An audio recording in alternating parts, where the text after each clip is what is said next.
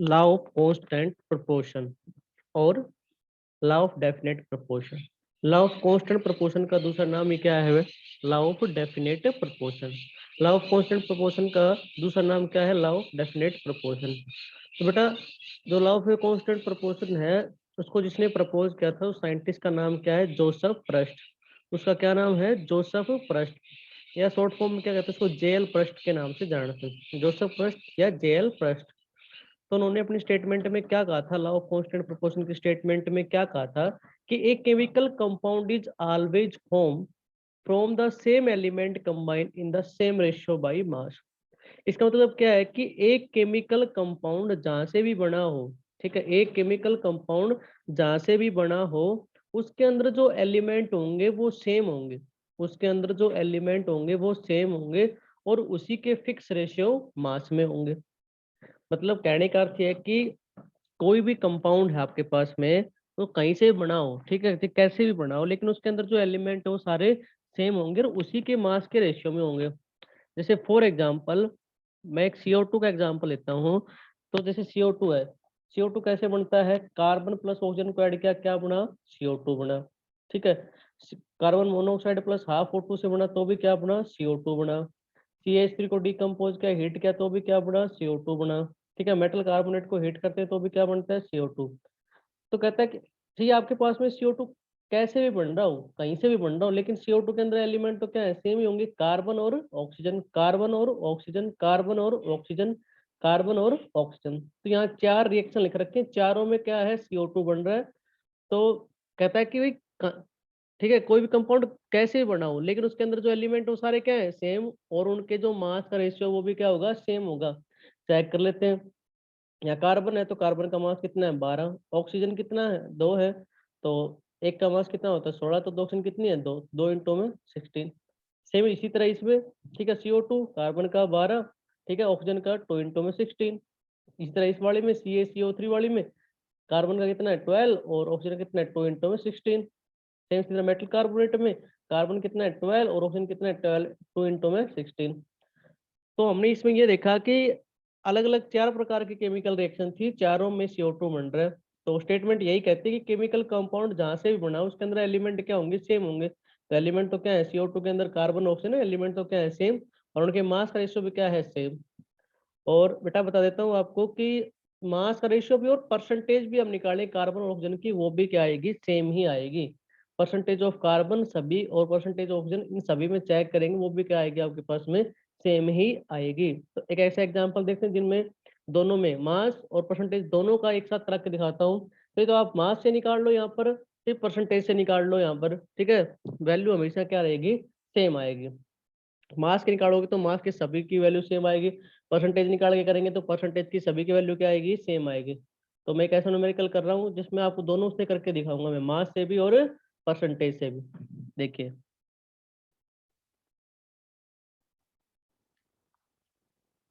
देखिए, सी वाटर है, river water है, गंगा जल है और रेन वाटर है।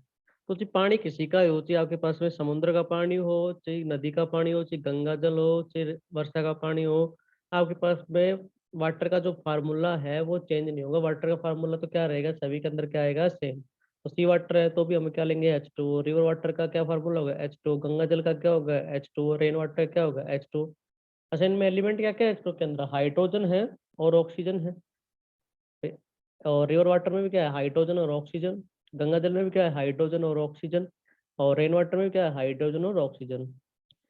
तो हाइड्रोजन का एक का मास 1 होता है लेकिन टोटल हाइड्रोजन कितने हैं? 2 हैं, तो कितना हो जाएगा? 2। ऑक्सीजन का मास कितना होता है? 16। सेम सिमिलरली इसी तरह सभी में हाइड्रोजन का मास 2, ऑक्सीजन का कितना? 16। इसमें भी हाइड्रोजन का मास 2, ऑक्सीजन का मास कितना? 16। हाइड्रोजन का मास 2 और ऑक्सीजन का मास कितना? 16। तो इनके मास का रेशो निकालोगे तो मास का रेशो निकालो कितना आ जाएगा? 1:8। 1:8। सभी का कितना आ जाएगा? 1:8। तो कहने का अर्थ है आपने किसी का भी मास का रेशियो निकाला तो सारा का सारा क्या आया? सेम। यही तो डेफिनेशन थी कि केमिकल कंपाउंड जहाँ से भी बना है उसके अंदर सारे के सारे एलिमेंट कैसे होंगे? सेम, और उसी के फिक्स रेशियो मास में होंगे। तो हमने चेक कर लिया सिर्फ जो H2 था, चाहिए तो वो सी वाटर का था, चाहिए रिवर वाटर का था, या गंगा जल का था, या रेन वाटर का था, सभी का मास का रेशियो कैसा आ गया? सेम। नहीं तो आप मास का रेशियो चेक कर ले या परसेंटेज से, तो ये तो हो गया किससे? मास से। तो आप परसेंटेज से चेक कर लो। अब परसेंटेज निकाल लो, परसेंटेज ऑफ हाइड्रोजन, ठीक है। अच्छा, टोटल हाइड्रोजन का मास कितना है, 2 है। और टोटल कितना हो जाएगा, नीचे किससे डिवाइड कर दो, टोटल। तो ऑक्सीजन का 16 है और हाइड्रोजन का 2, टोटल कितने हो गए, 18। और परसेंटेज निकालने कितने से कर दोगे, 100। हाइड्रोजन का निकालना है तो हाइड्रोजन के मास को टोटल मास से क्या कर दो, डिवाइड कर दो और इंटू में 100। तो किसकी परसेंटेज आ जाएगी, हाइड्रोजन की, कितनी आ गई, 11.11। अच्छा, परसेंटेज ऑफ ऑक्सीजन, ऑक्सीजन का मास कितना है, 16, टोटल कितना है, 18 और इंटू में 100। तो यहाँ से परसेंटेज कितनी आ गई, 88.88%। तो इसी तरह हम किसी के लिए निकालेंगे तो सभी के लिए यहाँ पर क्या आएगी, परसेंटेज क्या आएगी, सेम। चाहे तो सी वाटर के लिए निकालेंगे जब भी यही वैल्यू आएगी हाइड्रोजन ऑक्सीजन की, चाहे रेन वाटर के लिए निकालेंगे जब भी यही वैल्यू आएगी, या गंगा जल के लिए निकालेंगे जब भी हमारी क्या आएगी, सेम। तो वैल्यू क्या आएगी, सेम ही आएगी। नेक्स्ट देखते हैं। 1.80 gram of a certain metal burnt in oxygen gave 3.0 gram of it oxide. कहता है कि 1.8 ग्राम कोई मेटल को जलाया जाता है ऑक्सीजन की प्रेजेंस में, तो 3.0 ग्राम क्या देती है, ऑक्साइड देती है। इसी तरह 1.50 ग्राम उसी मेटल को जलाया जाता है, ठीक है, इन स्टीम, ऑक्सीजन की प्रेजेंस में, गेव देती है आपके पास में कितना, 2.50 ग्राम ऑफ इट ऑक्साइड। तो यहाँ कितना देती है, 2.50 gram. So that the result illustrated the law of constant proportion. तो कहता है कि ऊपर जो आपको जो रिजल्ट दिए गए हैं, क्या वो लॉ ऑफ कांस्टेंट प्रोपोर्शन को, ठीक है, प्रूव करते हैं या नहीं करते, इस रिजल्ट से हमें शो करके दिखाना है। तो हमारे पास 2 रिजल्ट दे रखे हैं, ठीक है। तो दोनों से हमें ये चेक करके करना है कि अगर दोनों की वैल्यू सेम आ जाएगी तब तो लॉ ऑफ कांस्टेंट प्रोपोर्शन क्या है, सही है इस डाटा के लिए। अगर सही नहीं आता तो सही नहीं है, तो हम चेक करते हैं। तो मास ऑफ मेटल कितना दे रखा है, 1.80 ग्राम, ठीक है। तो मास ऑफ ऑक्सीजन कितना होगा, तो हमें मास ऑफ ऑक्साइड दे रखा है कितना, 3.0 ग्राम। तो हम 3 में से 1.8 मेटल घटा दी तो किसकी वैल्यू आ जाएगी, ऑक्सीजन की वैल्यू आ जाएगी। 3 में से मतलब मास ऑफ ऑक्साइड कितना है, 3, और उसमें से मैं क्या घटा दूं, मेटल घटा दूं, तो क्या बच जाएगा, ऑक्सीजन। तो 1.8 क्या है, मेटल, और 3 क्या है, मेटल ऑक्साइड। तो मैंने मेटल ऑक्साइड में से मेटल की वैल्यू घटा दी तो मेरे पास क्या आ गई, ऑक्सीजन 1.2 ग्राम। अब मैंने क्या किया कि 1.80 ग्राम मेटल था, 1.2 ग्राम ये था, तो छोटी वाली टर्म से मैंने दोनों को क्या कर दिया, डिवाइड, ठीक है। तो 1.80 को 1.2 से किया तो कितना आ गया, 1.5, और 1.2 को 1.2 से किया तो कितना आ गया, 1। मेरे पास मास ऑफ इन दोनों का जो रेशियो था वो कितना आ गया, 1.5 और 1। सेम दूसरा डाटा क्या दे रखा था कि हमारे पास कि 1.5 ग्राम, ठीक है, क्या है, मेटल है, और 2.50 ग्राम क्या है, मेटल ऑक्साइड। तो यहाँ से भी जब हम मास ऑफ ऑक्सीजन निकालेंगे तो क्या करेंगे, तो 2.5 ग्राम है वो मास ऑफ किसका है, ऑक्साइड का है, इसमें से किसको घटा देंगे, 1.5, वो क्या है, मास ऑफ मेटल। तो घटाएंगे कितना आ जाएगा, 1.0। तो देखिए हमारे पास वैल्यू क्या बची, तो फिर यहाँ से क्या बचा, 1.5 तो मेटल है, और यहाँ से मास ऑक्सीजन कितना है, 1.0। आप इन दोनों डाटा को देखो, इन पहले वाले को दूसरे, दोनों क्या, दोनों के मास की वैल्यू सेम नहीं आ गई, देखो यहाँ भी कितनी है, मास ऑफ मेटल कितना है, 1.5, और यहाँ भी मास ऑफ मेटल कितना है, 1.5 है, और यहाँ कितना है, मास ऑफ ऑक्सीजन 1 है, और यहाँ भी कितना है, 1। तो ये दोनों वैल्यू मास दोनों का क्या आ गया, सेम आ गया। तो यहाँ हम कह सकते हैं कि लॉ ऑफ कांस्टेंट प्रोपोर्शन को क्या करता है, प्रूव करता है। तो मास से निकाल ले तो भी ठीक है, अगर आप इसको क्वेश्चन को यहाँ तक कर देते हो तब भी ठीक है, ठीक है। कि आप यदि आपने परसेंटेज से निकालना चाहते हो तो परसेंटेज से निकाल लो जब भी, ठीक है, वो भी क्या आएगा, सही आएगा। तो मैं आपको दोनों तरीके से करके दिखा रहा हूँ। तो ये तो किसी केस का हो गया, मास केस में आप निकालते हो तो मास दोनों को क्या आ गया, सेम आ गया। तो हम कह सकते हैं कि जो लॉ ऑफ कांस्टेंट प्रोपोर्शन है वो क्या है, प्रूव होता है। यदि आपने मास से ना निकाला हो, परसेंटेज से निकाला हो, तो भी आप करके देख सकते हैं। तो परसेंटेज से निकालेंगे तो मास ऑफ मेटल कितना है, 1.80 ग्राम। मास ऑफ ऑक्साइड टोटल कितना दे रखा हुआ, कितना है, 3। परसेंटेज निकालो कितना आ जाएगा, 60%, ठीक है। अब वही मास ऑफ ऑक्सीजन निकालो, percentage of mass of oxygen, तो 3 में से 1.80 घटा वही कितना, 1.2, ठीक है। 3 से डिवाइड कर दिया तो आपके पास में कितना आ गया, 40%। अगर यही डाटा आपके पास दूसरे के लिए आ जाता है तो ये लॉ ऑफ कांस्टेंट प्रोपोर्शन क्या करेगा, सिद्ध करेगा। तो दूसरे के लिए चेक करते हैं, percentage of mass of metal कितना दे रखा है, दूसरा डाटा कितना दे रखा है, 1.5, और टोटल कितना है, 2.5। और इनटू में 100 तो कितना आ गया 60%। Percentage of mass of oxygen, ठीक है। तो ऑक्सीजन का मास कैसे निकालोगे, मास ऑक्साइड में से क्या हटा दोगे मेटल का, तो कितना बचेगा 1.0 अपॉन में 2.5 इंटू में 100 तो कितना गया 40%। तो जो हमने परसेंटेज निकाला, जब भी दोनों दोनों केस में दोनों की वैल्यू क्या आई, सेम आई। पहले वाले केस में मास ऑफ मेटल कितना है 60% परसेंटेज ऑफ, और सेकंड केस में percentage of mass of metal कितना है 60%, ठीक है। और पहले वाले में परसेंटेज ऑफ मास ऑक्सीजन कितनी है 40% और दूसरे वाले में परसेंटेज ऑफ मास ऑक्सीजन कितनी है 40%। तो दोनों डाटा क्या है सेम। तो हम कह सकते हैं कि ये क्या है आपके पास में, किसको ये ला जो डाटा दिया गया है ये सही है किसके लिए, लॉ ऑफ कांस्टेंट प्रोपोर्शन के लिए। 0.243 ग्राम of magnesium on burning with oxygen yield 0.4030 gram of magnesium oxide।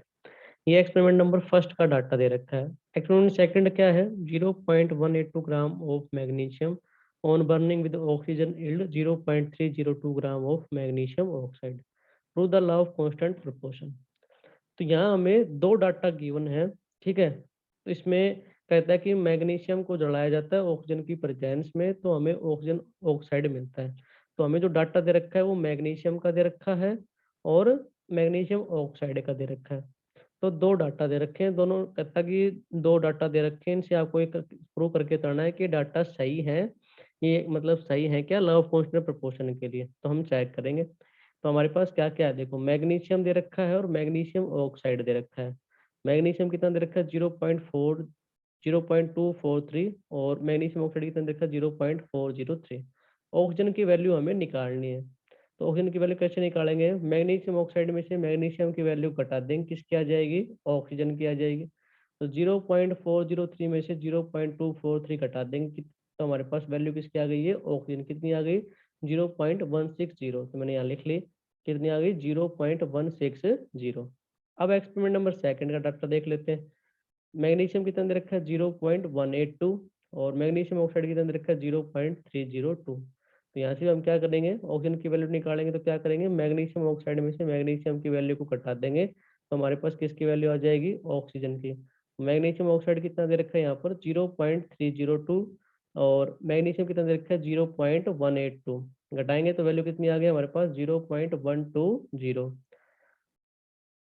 अब हम एक्सपेरिमेंट नंबर फर्स्ट का, ठीक है, रेशियो निकालेंगे किसका, मैग्नीशियम और ऑक्सीजन का। और एक्सपेरिमेंट नंबर सेकंड से रेशियो निकालेंगे मैग्नीशियम और ऑक्सीजन। यदि दोनों का मास का रेशियो कैसा आ जाए, सेम आ जाए, तो लॉ ऑफ कांस्टेंट प्रोपोर्शन को क्या करेंगे, प्रूव करेंगे। तो हम चेक करेंगे। तो हम पहले निकालें मैग्नीशियम और ऑक्सीजन का, इसको सोल्व किया तो हमारे पास वैल्यू कितनी आ गई 3:2। कितनी आ गई 3:2।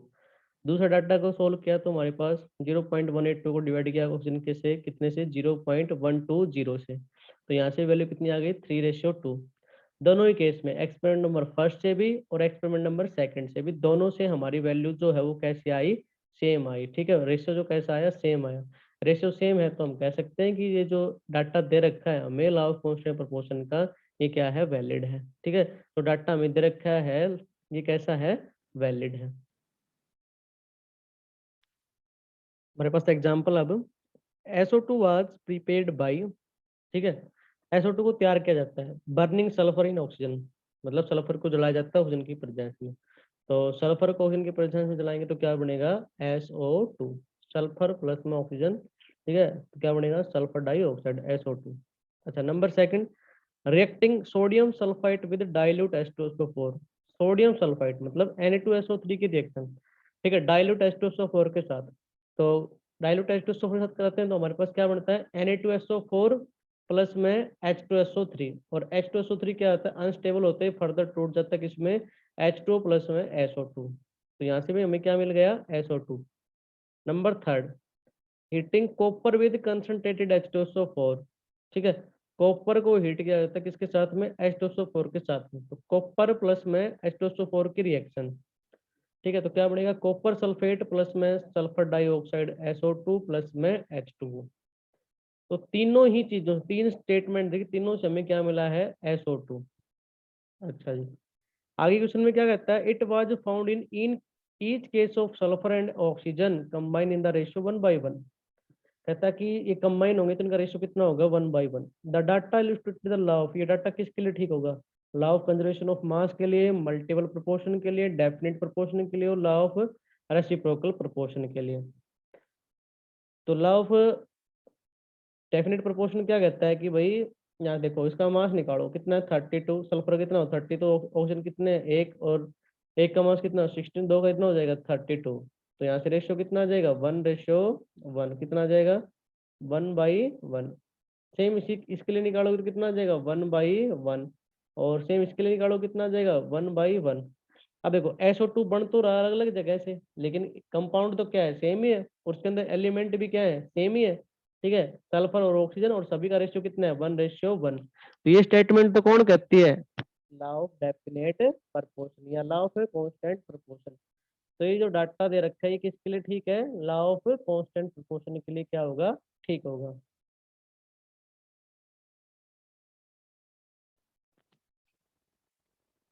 लिमिटेशन क्या क्या है? ठीक है, लॉ ऑफ कांस्टेंट प्रोपोर्शन की लिमिटेशन। तो this law fails in case of isotope, this law fails in case of isomer. तो law of constant proportion isotope और आइसोमर के केस में दोनों में क्या हो जाता है? फेल हो जाता है। जैसे कि एक तो मैं दोनों में से एक तो एक्सप्लेन करके बताऊंगा आइसोटोप के लिए आपको कैसे फेल हो जाता है। देखिए कि कोई भी कंपाउंड है, आइसोटोप का हम कंबाइनिंग एलिमेंट के लिए यूज करते हैं। तो आइसोटोप क्या होता है कि सेम एलिमेंट होते हैं लेकिन डिफरेंट क्या होता है? मास। ठीक है, आइसोटोप क्या होते हैं? एलिमेंट तो सेम होते हैं लेकिन उनका मास जो होता है वो क्या होता है? डिफरेंट होता है। उसको हम क्या कहते हैं? आइसोटोप कहते हैं। तो देखिए हाइड्रोजन का आइसोटोप लेते हैं। ठीक है, हाइड्रोजन के 3 आइसोटोप होते हैं। ठीक है, 1H1, ठीक है, 2H1 और 3H1। तो के लिए चेक कर लेते हैं 1H1 और 2H1 के लिए। तो देखिए हाइड्रोजन प्लस में ऑक्सीजन, ठीक है, क्या बनता है? H2। तो H2 है, तो इसको बैलेंस करेंगे, हाइड्रोजन को बैलेंस करेंगे, कितने से मल्टीप्लाई कर देंगे? 2 से। तो हाइड्रोजन का आइसोटोप ले रखा है 1H1। ठीक है, मतलब एटॉमिक नंबर 1 है और मास नंबर कितना है 1। और यहाँ ऑक्सीजन का आइसोटोप ले रखा है जिसका एटॉमिक नंबर 8 है और मास नंबर कितना है 16। तो हाइड्रोजन जब ऑक्सीजन के साथ कंबाइन होता है तो क्या बनता है? H2। ठीक है, तो यहाँ देखो हाइड्रोजन कितने हैं? 2, और एक का मास कितना है? 1। ठीक है, 1 × 2, और ऑक्सीजन कितनी है? 1, और एक का मास कितना है? 16। तो दोनों के ये मास का रेशो निकालोगे तो कितना आ जाएगा? 2:16 कितना आ गया? 1:8। अब सेकंड आइसोटोप लेते हैं। सेकंड आइसोटोप क्या है? जिसका एटॉमिक नंबर तो 1 है लेकिन मास नंबर कितना है? 2। मतलब कौन सा? ड्यूटेरियम वाला। तो उसको ऐसे भी लिख सकते हो D। ठीक है, ऊपर कितना 2 और नीचे कितना 1, मतलब एटॉमिक नंबर 1 और मास नंबर 2। इसको ऐसे भी लिख सकते हैं।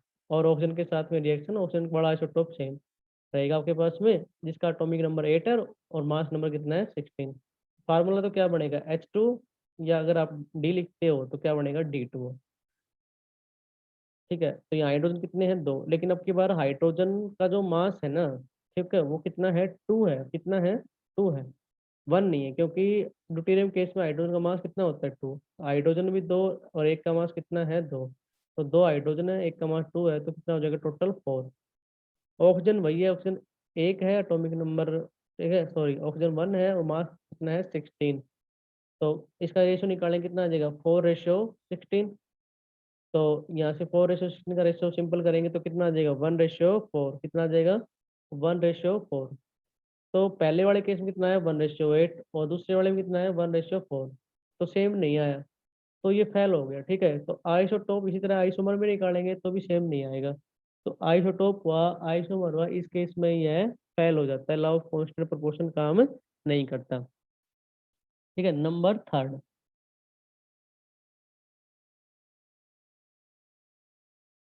तो तीसरी लिमिटेशन क्या है कि the law of constant proportion does not hold good for non stoichiometric compound. कि जो लॉ ऑफ कांस्टेंट प्रोपोर्शन है, ठीक है, वो अच्छा नहीं है नॉन स्टोइकोमेट्रिक कंपाउंड के लिए भी। उस केस में भी क्या हो जाता है? ये फेल हो जाता है, क्योंकि this is because the non stoichiometric compound do not have a fix composition.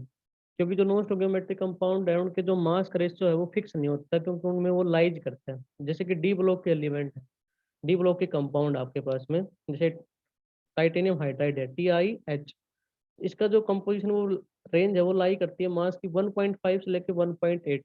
तो इसमें क्या हुआ कि जो मास है वो फिक्स ही नहीं है, और जब तक मास फिक्स नहीं होगा तो हम लॉ ऑफ कांस्टेंट प्रोपोर्शन को सोल्व कर ही नहीं सकते।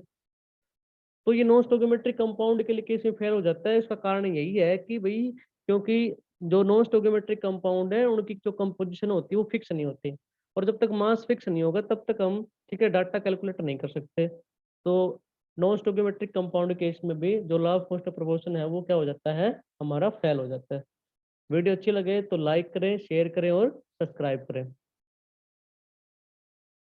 और ज़्यादा से ज़्यादा इस वीडियो को क्या करें, शेयर करें।